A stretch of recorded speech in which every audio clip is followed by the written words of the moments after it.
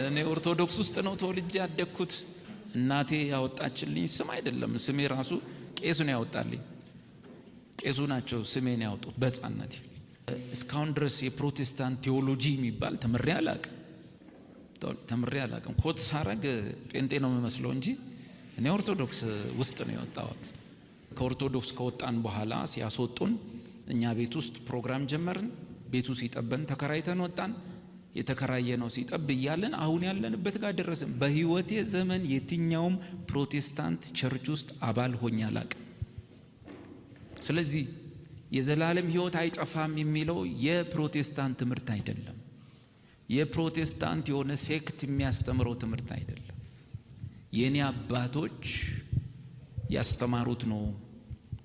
የተማርኩት እዚህ ስላሴ ነው። ይሄንን ከሆነ አንዳንድ ሰዎች ምን ያደርጋሉ መሰለህ? የሆነ ትምህርት ስታስተምር ጎትተው የሆነ ቡድን ውስጥ ሊከቱ።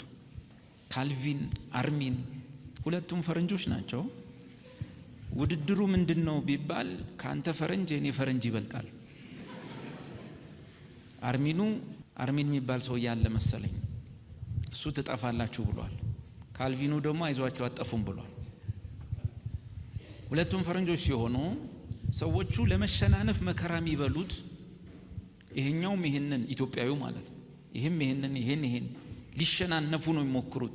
ምንድነው ከጀርባቸው ያለው ሲባል ጳውሎስ ጴጥሮስ ሳይሆን ካልቪን፣ አርሚን ሁለት ፈረንጆች።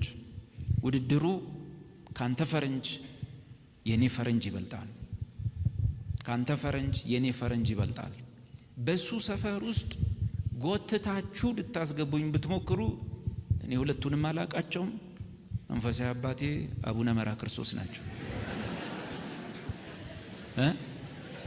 የለውም ይታገላል ሰው ከኛ ወገን ሁን ብሎ። አንዳንዱ አለመጥፋትን ሳስተምር በዩቲዩብ ብቅልና ወንድም ዳዊት ያስተማረው ትክክል ነው፣ ያስተማረው ካልቪን እንዳለው እኛም እንደምናምን ይላል። ሊያስገባኝ ነው። እውነት ካልቪን ፎቶን እስካሁን አላውቅም፣ አላየውም። አንድ ቀን ላየው እችላለሁ።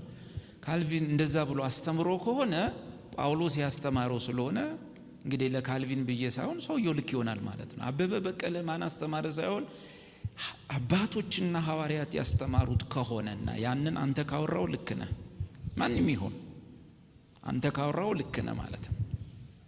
ማጽኛችን ማረጋገጫችን የእግዚአብሔር ቃል ስለሆነ